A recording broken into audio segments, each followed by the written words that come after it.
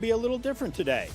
We're hosting a 30-minute one-on-one since only one candidate has agreed to participate.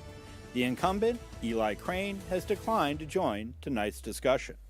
Thanks to our partnership with the Clean Elections Commission and the Arizona Media Association, we're working to make sure all 2024 debates are the most accessible in Arizona history. That means this conversation will air on a long list of local TV stations, radio stations, and digital platforms, including support from local newspapers. It's a shared effort among hundreds of local media brands across Arizona. Transparency is critical here. That's why this conversation has been designed with input from a broad group of journalists in Arizona representing urban and rural communities. Thank you to voters across Arizona who have submitted questions too. We reviewed all of them to make sure every voice is heard. However, no candidate has been given advanced access to any of the questions. With that, let's introduce the candidate. Jack Smith, welcome and thank you for being here. Jim, thank you for having me. I really appreciate it. To begin, you have 2 minutes for an opening statement. I appreciate that. My name's Jack Smith. I'm running for Congress, and the reason I'm running is because we've seen a lot of divisiveness lately in our Congress, in our U.S. Congress. We've not been able to come together as an American people as the way we have been in the past, and my opponent, quite honestly, is not stepping up and doing what he needs to be doing as congressman. He's actually believing that walking into a room, dropping a grenade, and blowing the whole place up is the way to go. I, on the other hand, am the opposite. I'm a father, I'm a husband, I love my country, I love my district, and I've lived in Prescott Valley for almost 20 years, married my wife there 15 years ago, and I cannot think of a better place to be or live or even work. I'm a former county supervisor for Yavapai County for 7 years. I was on the Trump administration, and then I was also on the Ducey administration as the Division of School Facilities Administrator. For the Trump administration, I was USDA Rural Development Director, which means all throughout the state of Arizona, I was able to take federal dollars and put it into those rural areas to where they were in real need, whether it be fire departments, medical facilities, school facilities, and so on. I'm here today because I offer a change as to what's going on. If you don't like what's happening in D.C., like me, I'm sure that you feel there's something better that we can do. I think there's time for a change, and I feel like I can make that change happen. I am a workhorse. I don't just stand by and work or not work. My opponent, on the other hand, he likes to point fingers and say a lot of it's about the swamp or somebody else's issue. But we really need to get to work as Americans and get together. So I'm here, and I hope I can trust you to work for you as your next congressman for CD2. Thank you. Mr. Smith, can you point to 1 or 2 votes that Eli Crane has taken that you would disagree with and go a different direction on? Absolutely. I can point at a few of them, and in reality, you've probably heard of House Bill 5525, which was the border bill. Came out of the Freedom Caucus, in fact.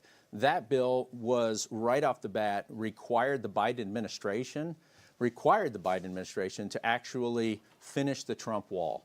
That alone on that bill went far enough, unlike my opponent who said it didn't go far enough at all. That's why he voted no against it. We have some real border issues. We need to deal with the border. We need to deal with illegal immigration. There is one way to come across that border, and that is legally. Tying the hands of the Border Patrol or the customs agents is not the right thing to do. We need to ensure everyone, including our president and elected officials, are stepping up and following established federal law. The second one, I would say, would be the Fiscal Responsibility Act.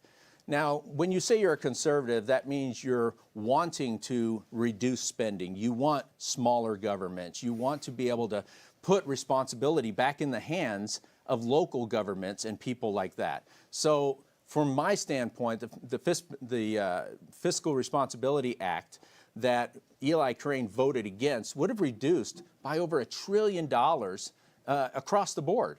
And I don't understand why, if we're going to reduce our overall debt, and we talk about how much the debt is increased and how much we're going to cut spending, that we're not voting for something that would actually reduce the debt. So those are 2 in particular things that I would specifically change if I was there in that seat. You've also been critical of Congressman Crane for not living in the district. Do you think that is an important thing? That's absolutely critical. If you don't live in the district, how are you supposed to know how people feel? When you're driving the streets, when you're actually taking your kids to the schools, the local schools, talking with your local officials, that's how you figure out what's inspired that community to come together. When you're not there, my opponent, as you pointed out, lives in Tucson. And we've not had a representative in CD2 that lived literally in Prescott or Prescott Valley in a very long time. So I think it's time that we change that, because when you get to know your neighbors, you get to know the issues. When you get to know the issues, you know how to deal with the issues and move them forward. It's incredible that we would ever elect somebody that was not in the district. So yes, I think it's critically important, especially when you're going to the grocery store and you see people and you're shaking their hands and you're trying to impress upon them that you're doing a good job in DC, but in reality, you're nowhere to be seen. In fact, and I hate to bring this up because I'm not a basher, I don't like to bash people, but as a representative, you got to get to know your mayors, you got to get to know your town councils, you have to know the people that makes these communities drive. And for having offices in the district that are closed to appointment only, that is not being responsible to your citizens. That's, hey, I'll get to you when I can. And I can tell you, from across the spectrum, whether it be up in Shola, where I've been, down in Eloy, these folks really want that connection with their representative. CD2 is a very, very, very rural district. I know rural issues, whether it be water, whether it be emergency services, whether it be school buildings. Those are the things we need to focus on, those dollars. Our SAFER grants for our fire departments, where are those at? Where is Eli working on these issues? So being local, you know about these things. You work with the mayors, you work with the town councils, and all of a sudden you're starting to get things done in that momentum fashion. And Congressman Crane was one of the 8 Republicans who voted with the Democrats to oust Speaker Kevin McCarthy. Would you have voted to oust Speaker McCarthy? No, I would not. The reason I say I wouldn't go that far, because number one, we got to stop the finger pointing. If you're like me, you're tired of the back and forth in our own Republican Party. We've got a choice come July 30th. You can either choose to keep things the way they are, or you can choose to elect me, and I'm going to go in and we're going to build team synergies around working together to basically bring stuff back for our district. CD2 is a very dynamic district where it needs a lot of work, whether it be weather stations for our Sholo friends up there so they can drive data to their firefighters in this wildfire seasons, whether it be roadways. You know, we have very little roadways in the state of Arizona that are interstates. So transportation is a huge issue when you're talking about getting goods from point A to point B, especially when the road is so bumpy, half of that product is destroyed by the time you get there.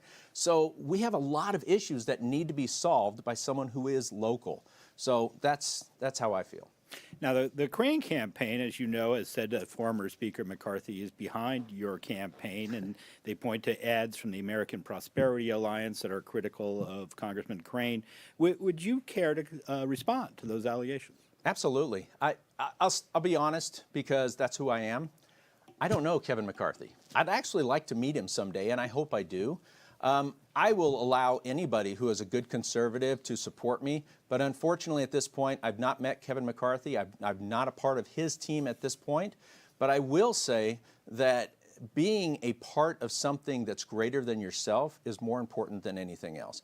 If that's all Eli Crane has to come at me, is to say that I'm either bought and paid for by Kevin McCarthy, or I'm out to get him because he ousted McCarthy, hey, I was on the same track as saying we need to make some changes in D.C. so that they understand what our local communities are going through. And at that time, I was a county supervisor.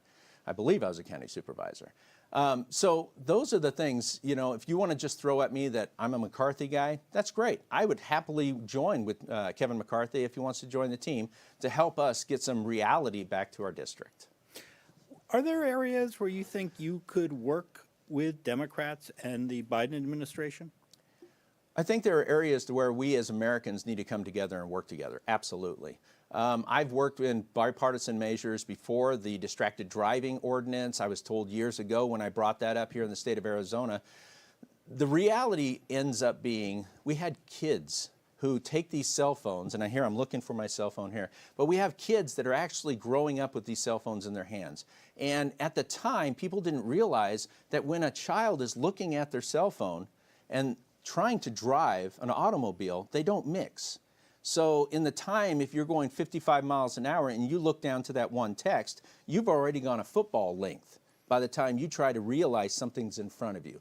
So I went ahead and went forward in a bipartisan manner, and we got distracted driving ordinances passed right there in Yavapai County. And we're not a nanny state, right? We don't want to tell people what to do. We need less government. We need less regulation. What we need to do is just keep those devices out of our hands, set them down, and utilize wireless or Bluetooth or something else. It doesn't matter if you use the phone. It only matters if you have it in your hand. And we saved a lot of lives by doing that. Not only did we do that in Yavapai County, and every municipality picked that up very, very quickly, the state of Arizona picked it up and actually passed it as a law.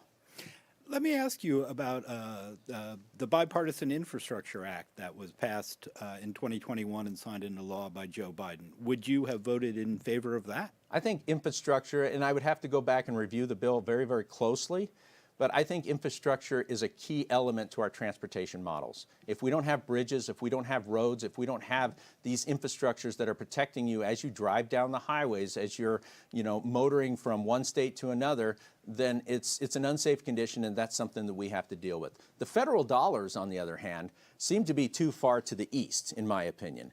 What I'm going to do when I'm congressman and I'm elected to represent Arizona's 2nd Congressional District, we're going to bring those dollars, those transportation dollars, back to the state of Arizona.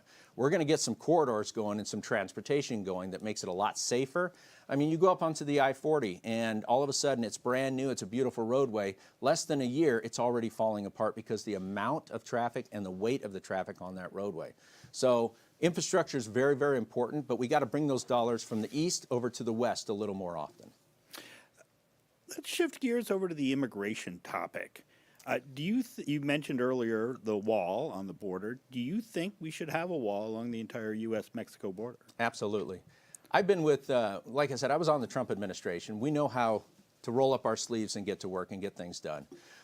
So with that said, the wall itself is a great tool for our Border Patrol agents. Believe it or not, I was actually at the border when I was a county supervisor just after President Trump was elected. I toured the border. I spoke with the Border Patrol. You don't need to go down there for a photo op to see that there's something wrong going on here.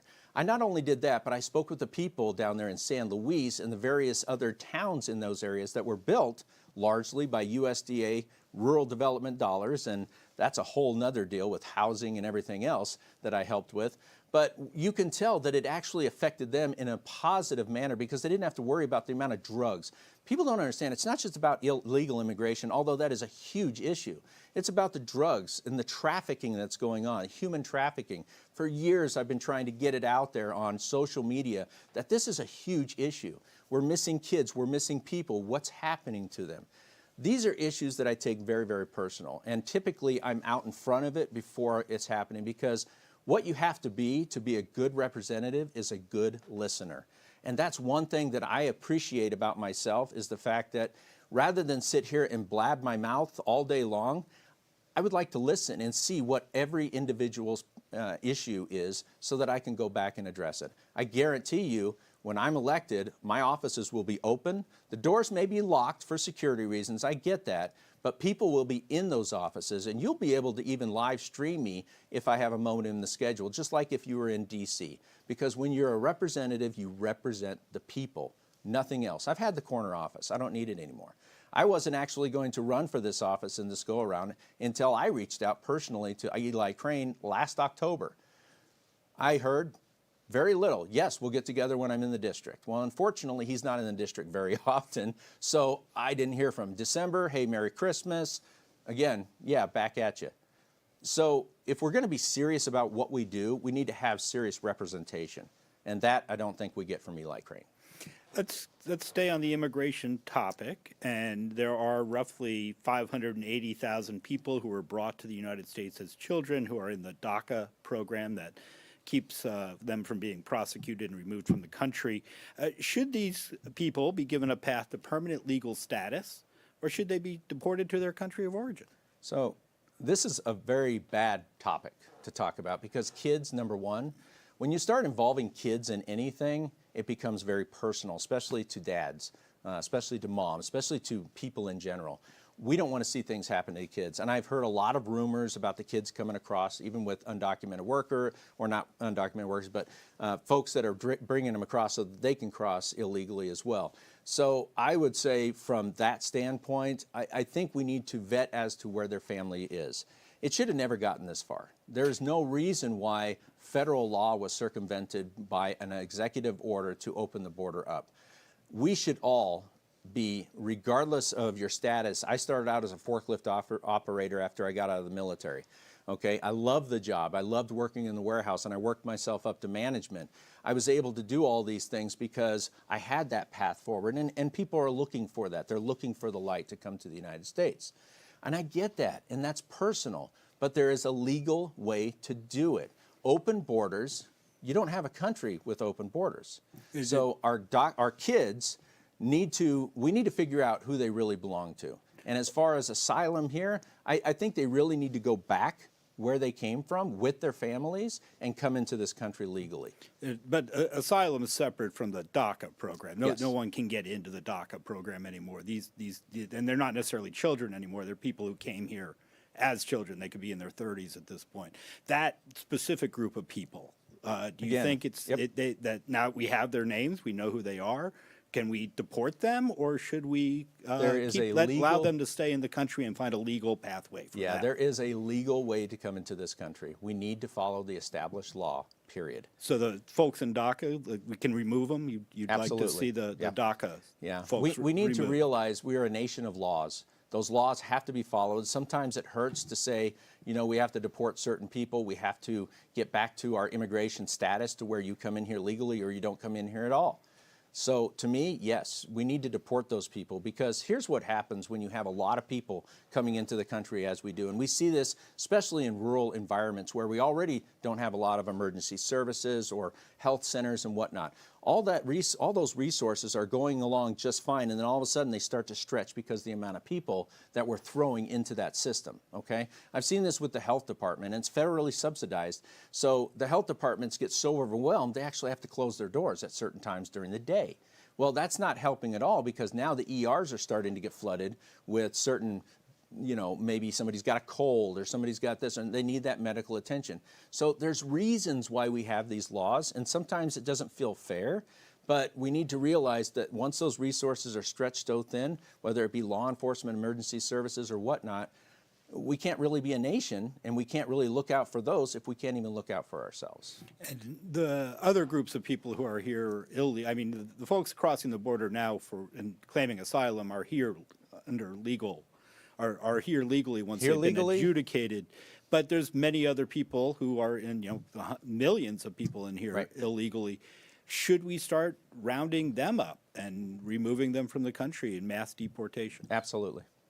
Absolutely. I don't know about mass deportation. I would hope it doesn't get to that. Again, this should have never happened. You have established federal law. Untie the hands of the Border Patrol. Allow them to do their jobs. Okay? Yes, mass deportation, if that's what it takes, we need to get back to normalcy. And what about that bipartisan immigration bill that was sponsored by Senator Kirsten Sinema? What was your thoughts on that? I didn't read that bill. I'd like the time to go back and study it. So you want to give me a little heads up on it? All right. I would say we should shift topics. Let's go over to wildfire issues up in your area, because that's a very serious concern in Congressional District 2. What do you think the role of the federal government is in combating those wildfires? So I used to be a law enforcement officer as well. I was a reserve deputy sheriff. And for me, looking at resources that are like the same, so federal fire departments versus local fire departments versus state fire departments. When it comes to wildfire, we're protecting lands, we're protecting people, we're protecting habitats or our buildings and whatnot. We need to come together and work together, okay? If that instills, even up in Show Low, I think we need a weather station up there to collect data so that data can tell us when the hot spots are going to be and where they're going to be. Having that data on hand at least allows us to kind of, like the weather, prescribe, hey, there's going to be an issue, you know, on this day because of this or that or whatever. I believe the federal government's role should be to help out the nation as best possible in the event of an emergency. And I'll say that, again, my opponent, Eli Crane, voted on a bill that actually reduced the overall readiness of our emergency services. So 9% of emergency preparedness dollars was taken away this past year. And that's not saving money, that's putting our communities at risk, because now we have less dollars to fight fires like that or identify fires like that. So I think we need to come together as a team, work together, share information similar to what law enforcement does now, sharing that information and share resources to get those wildfires under control. Do you think the growth of these wildfires is connected at all to climate change? Honestly, I'm not a scientist. I will listen to whoever wants to tell me about what it is about climate change. It does feel like things are getting warmer. It does feel like things are getting drier, but that could be because I'm getting older. But nonetheless, climate change could play a role in that, but I think the Earth goes through cycles, and we need to be prepared to identify that and to move it forward. Again, the data station up in Show Low, rather than just guessing when's the fire going to be, let's gather some data. We can put a man on the moon, but we can't gather data about wildfires and where they're going to strike next. We can already track the amount of lightning bolts that are hitting and gets me out of the pool in the evening, but we can't track these things. So I think we can do a lot better on that. Do you think the federal government should be doing more or less on the climate change front? I think we're doing quite well as a country. I think we need to step it up and put some other people out there, other countries, to start helping us out. Because I think the United States, with scrubbers, with a lot of things that we've got going on right now that protect our environment, I mean, we've not seen this clean air in a long, long time. So, and it's not just air, it's water, right? It's also the soils, it's also a lot of different things. Climates, for our vegetation. These are things that we need to keep into consideration, but also not that they hurt. We don't want them to hurt our citizens themselves. Let's shift gears again and talk about abortion. Would you support a national ban on abortion? And if so, at what stage of the pregnancy? I am pro-life. Personally, I believe life starts at the beginning of conception.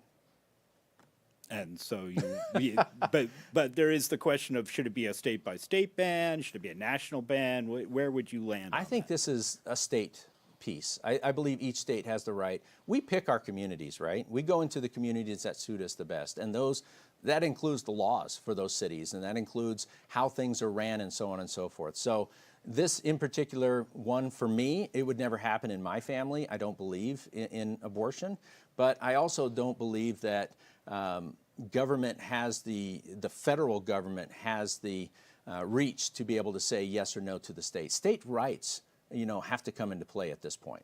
Do you feel the same way about the IVF treatments? That's been an issue lately, and there's been some push in Washington to say IVF is a legal process across the country, in case a state should say you can't create embryos because there's issues of their destruction along the way. Right. Science has come a long way. I'm not sure 100% how far it's come, to be honest with you. Being a politician, I spend a lot of days shaking hands and going to different places. But I can tell you that science has done a lot of great things, but I would have to learn a little bit more about that topic itself. What strategies, and we'll shift gears again here to the entitlement programs, and we are running out of time. What strategies would you pursue to preserve Social Security for future generations? Well, first off, we've got to stop the out-of-control spending. That's got to be number one. Why my opponent did not vote for the Fiscal Responsibility Act, I'm not 100% sure. If it's going to take down the money that's going to different programs that really don't make sense, why the federal government is spending it on certain things, this is where we got to start. And we start by doing that by reducing the amount of funding that's going out for frivolous things. The government's responsibility is to protect the United States, is to secure its borders, is to have a strong military. And those are always number one. The act itself reduced the amount of spending. It actually put a cap on the amount of spending that you could do anything outside of defense. So again, I think it starts with reducing the amount of money that we're spending. We can only use a credit card for so long. Okay, I know if I use my credit card at home, my wife looks at me and goes, you know, we still got to pay the bills. So I think the country needs to understand that. I think the people do. And we're pretty well fed up with the fact that the money keeps going out and all we're doing is raising taxes, raising taxes, raising taxes. Did you know in my 7 years as county supervisor in Yavapai County, 4 years in a row, we reduced the overall tax rate? That's by having that conversation, making sure you're working together and reduce spending.